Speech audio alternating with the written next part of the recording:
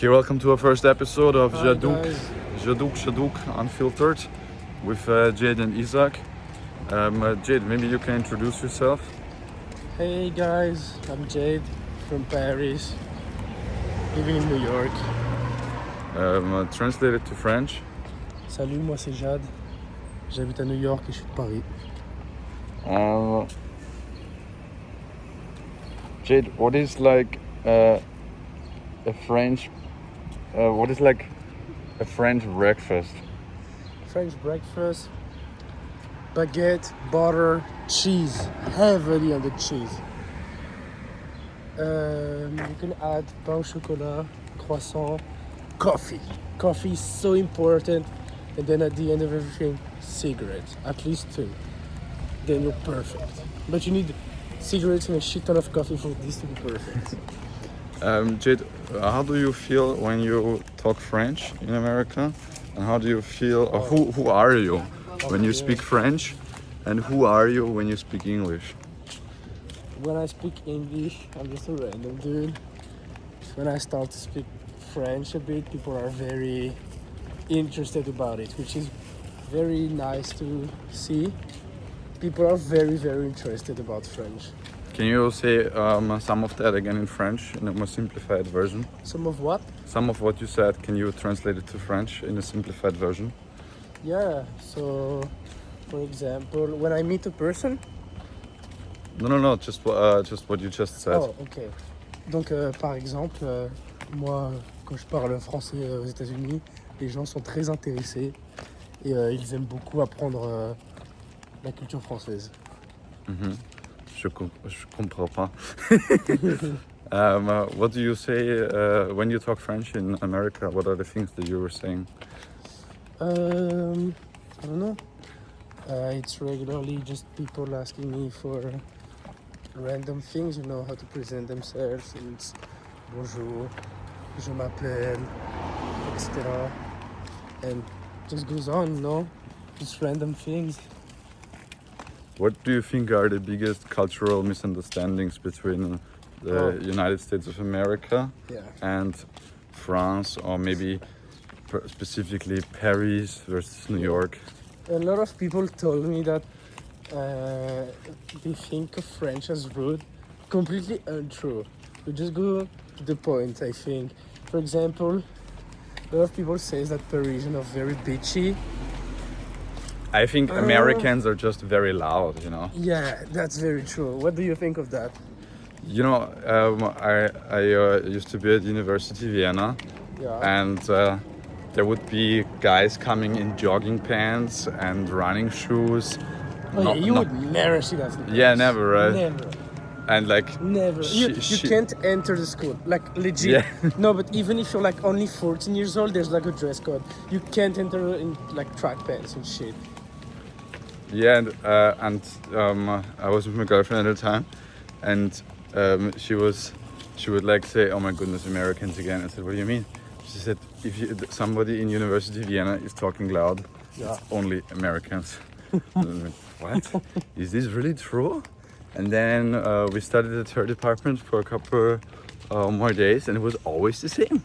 It would be somebody in like Abercrombie and Fitch, really oversized shit, you know, and in unlaced running shoes, shitty hair, like really just like not even I just woke up hair, but minus 2 nights I just woke up hair, and they would always be yelling in the morning, like so loud. Yeah, Americans are very, very loud. And like, and they assume even that me, like I'm way less louder than Americans, and even I saw my family recently, and they said that I was talking like so loud and shit.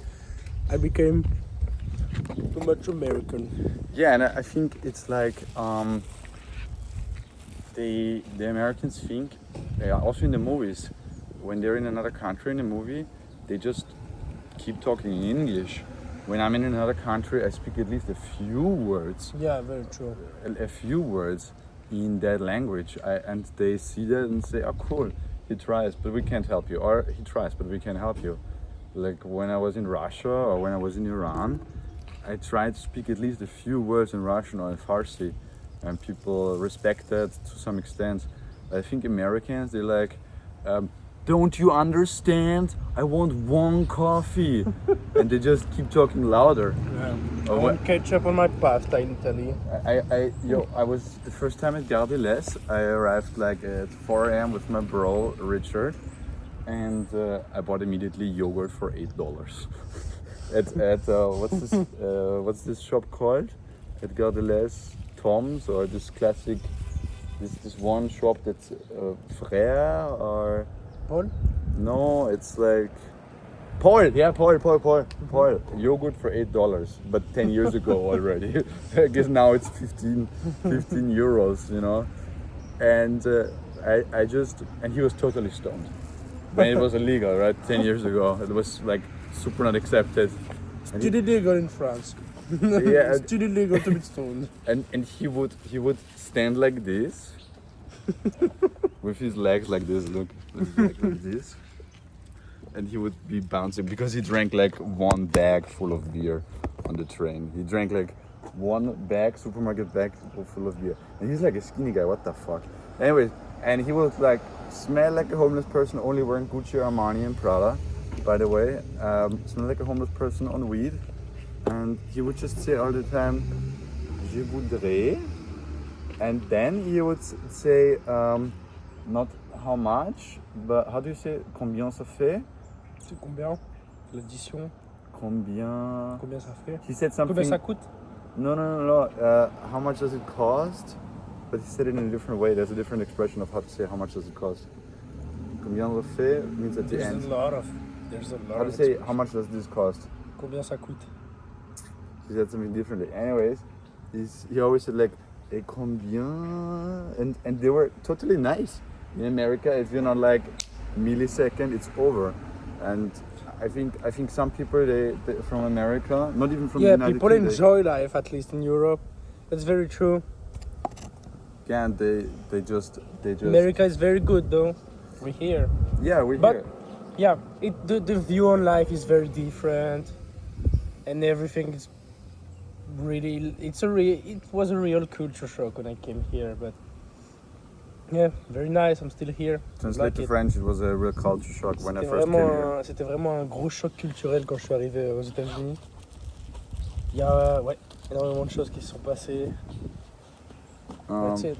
So, can you say again, like in one sentence, what's the biggest cultural difference for you in America?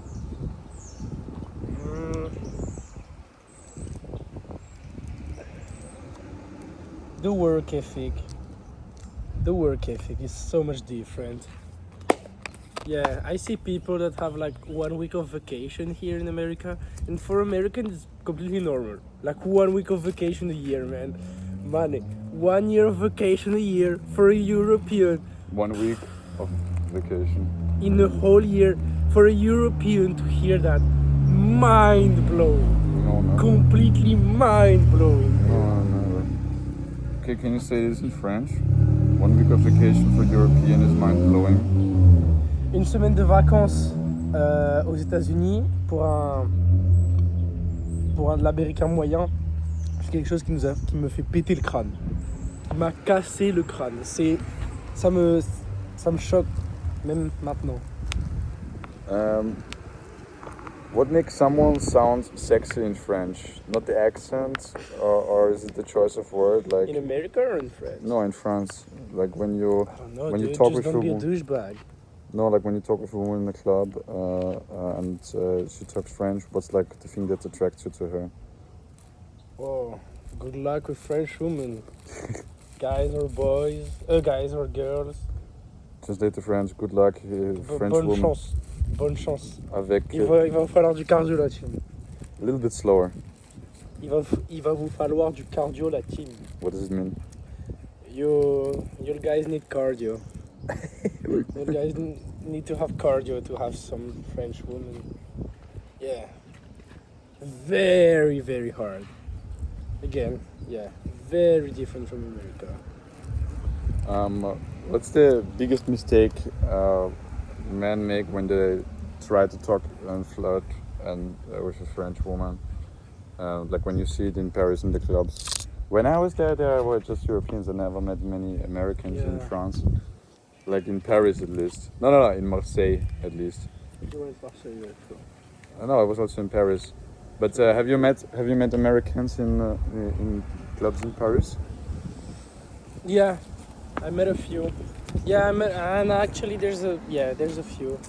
The thing is, like, even when Americans go to parties, for example, we always says like, I always thought that America was very, very party oriented, which is What? true. Very Party oriented. party you know? oriented. Yeah, party oriented, which is true for some city, you know, Miami and Translate this to LA. French. I thought that Je pensais que les États-Unis ça devait être une dinguerie pour faire la fête, et en vrai pas du tout là-dessus. I'm not gonna lie, I think Paris nightlife, for example, is way better than just New York nightlife. Like, yeah, even though people in America glaze New York and they're like the city that never sleeps, it's not fucking true. Clubs closing at 3, bar. what? Yeah, clubs. No way. No, there's clubs that closes at 6, but like But most. clubs close at 3? Man, for example, yeah, I never There's had a things club like that. closing in 3 my entire life. I saw some That's really club bad. closing at 3 and That's shit really like that. bad. But even Okay, translate this to French. A club closes 3. I never saw some shit like that in my entire life. des boîtes de nuit qui ferment à 3h du matin, c'est pas acceptable. J'avais jamais vu ça. Yeah, C'est incroyable. yeah, there's a nightclub that closes at 6, yeah, of course. But people leave the nightclub at 3. Crazy. In Paris, you go to the nightclub at 2. But for real, because you leave the bar at 1:30, you need to be at the club at 2. At 2 you enter and you party until at least 6 a.m. At least. Translate it to French. In French, you enter at and you party at least until. In France, en France, on entre la boîte de nuit à 2h du matin, minimum. Et après, on va faire la fête au moins jusqu'à 6h du matin. Et les petits déjeuners à 8h de le matin. Yeah, the thing is like, you leave at, usually, I would leave at 7 a.m. Sunrise also. with friends, yeah, 7 a.m., 6:30. You don't go home, even if you have work. You go straight to La Micaline or a boulangerie, random boulangerie, bakery. You go, you sit at the terrace, sunglasses, coffee, little croissant, and then you go to fucking work. Can you say this in French again? À 7h du matin, tu vas à la boulangerie, café, paquet de cigarettes, croissant, and then you go directly to work. Et après tu. Va au travail directement. I think it's also in Paris when you're at the right time there. I think summer is not the best time to be in Paris actually. I think the best time is like September, October, and March, April, because the air smells really good in this time. Like you have this winter smell, and you have like this freshness in the morning when you walk with a little bit of coat open. Oh my goodness, I'm getting goosebumps. With a That's coat how much open. he likes Paris. And you walk a little bit, and it's a bit shitty walking because sometimes it's dirt, sometimes it's cobblestones, and then you sit in a cafe, and the waiter come actually a little bit faster than America, I would say. Because there's no fucking tips, guys. Remember, don't tip in France. What, really? Never, I always never, tip. never. No, never, man, never. If you tipped before, then he took you for a baboon. Like, if someone asks you for a tip in Paris, just look into their eyes and fucking laugh. Like, actually, like, man, what the fuck are you on about? Like, a tip? Go fuck yourself, man. Translate There's this. no tips in France. Say all of this in French. Explain all of this again in French. Y a aucun tip. La team, faut pas tiper en France. Ça sert à rien. S'il y a quelqu'un qui vous demande pour un tip, c'est que c'est un trou du cul. Ça sert à rien. Fuck What? tipping. But why? Because we pay our workers minimum wage, minimum survival wages. Like, we have rights, guys. You can go vacation. You can enjoy your... It's the goal of work. The goal of work is not just to work, like, and make money. What's the goal of just making money? Fucking spend it, man. Enjoy life. Have a coffee, sip wine, go with your family, have a nice cigarette, have meanings in what you do, even if it's small. take your small croissant, take your small coffee, but enjoy it in front of the fucking Eiffel Tower. Smoke, get drunk with your friends. That's the French way. I remember the first time I was in Paris. It was on my birthday, and one of my friends earlier told me he was in France and he didn't want to go with his girlfriend to a cafe or shit like that because it was so crowded. And it was in July. I was also in July actually. Yeah, Paris is so crowded, guys. Way more packed than New York. Way more concentrated. Translate that to French. Paris, Paname. C'est blindé de monde. Il y a du monde partout dans les rues. C'est... Ouais. You should say everything like in French and English. I think people like that. So what he told me is he just bought, I don't know how fucking crazy this is, but he bought cheese. And then, because he's from Bulgaria, he's a bit crazy, he went to the next store, bought some wine, red wine, and he bought brie. Yeah. And he paired it with red wine. And What an insult. even his Bulgarian, But at least he tried, no? even his Bulgarian girlfriend said, "It's a bit fucked up, don't you think?" And then he went to the next shop and bought a couple of cigars. And mind you, he never smoked cigars before. Yeah. And then he wanted to buy more weed, but he didn't get it. Yeah. And Need to go Barbet for that. those people who sell the umbrellas in front of the Eiffel Tower, he asked all of them if they have some weed. Anyways, then they sat down and ate brie, I think even without fucking bread, with red wine. No, man, at least buy a baguette. I don't know. I'm not sure. Quality of food is so great, so much better than fresh here. baguette is Yeah. crazy. Fresh baguette, man. Wow. Something, and it's cheap as fuck. For you Americans, if you come from big cities, Paris is gonna be a cakewalk. No. It's cheap as fuck. $1 wine if you want the shittiest wine. No, in France. $1 wine. You can enter the club at 16 years old. You can drink on the streets. Everyone's drunk as fuck on the street. Nobody will bat an eye. You can drink fully. Like here, people are not restrictive. No, everything in French. Les gens sont pas restreints en France. Vous pouvez être déglingué, bourré dans la rue, c'est pas un problème. Vous pouvez boire. La vie coûte pas cher comparé à certaines grandes villes aux États-Unis. If you come from fucking Ohio, yeah, it's gonna be expensive. Yeah, if you wanna drink on the street, si tu veux boire un bière dans la rue, c'est pas de Yeah, problème. nobody gives a Ce n'est pas nobody grave. bats Ce an n'est pas eye. grave. It's not bad. It's Europe. Anyway, so the story continues. What he then did is he was drinking his wine. As he told me, he fucked up the cork. And there was still something inside, but he said it was so Shitty good. wine he didn't- too. No, French wine can't be shitty, man. Yeah, but of course. But there's shitty wine compared to the good wines, you know. I think he bought a really expensive one. He doesn't fuck around. With brie. Yeah. That's a crime. And cigar. And his girlfriend didn't fucking get it, but again, they're from post-Soviet country, so you know she just obeys. You know what I mean? Not like American women. What's like the difference between American women and French women? Oh, I love French women. I love American women too. I love women. Yeah. Anyway, so the story continues. When I was in Paris with my friend Richard, we were sitting in front of the Eiffel Tower, and it was my birthday and it was pouring rain, and we didn't want to buy an umbrella, and we had so much beer from Austria because he thought for some reason that French beer is bad. Which is not true. I don't think so. Anyways, then people, I also don't think so, then people wanted to sell us beer and umbrellas, and we also had Käsekreiner, Austrian sausage, and he then started negotiating with someone, and I was like, what the fuck are you doing, Richard? And he was actually trying to sell the Austrian beer to the guy from France. And the umbrella guy wanted to sell him weed, but he had his own weed. Anyways, so then we went up the Eiffel Tower. It was pouring rain. And it was my birthday, and I just wanted to be alone with my bro Richard. And I remember on my birthday, I really wanted to be alone only with my friend Richard. And back then I was working at Starbucks, and I had like this nerd style. I had those fake glasses, those... Like a barista. Yeah, but it was 10 years ago, right? And kid you not, somebody taps me from behind and says, hey, don't you know you from Starbucks? And yeah, that kind of ruined the evening because he was just going high. I was drinking Baileys with a straw and smoking self-rolled cigarettes. And it was a great evening. And then we went to party, and then the other crazy things happened. But yeah, So let's get back to some more interesting topics for our listeners. What's the typical Parisian breakfast? Can you now break it down in French? Explain a typical Parisian breakfast in Of French. course, bien sûr. Bien sûr means of course. Of course, bien sûr. Typical. We have an expression, we say Café Club.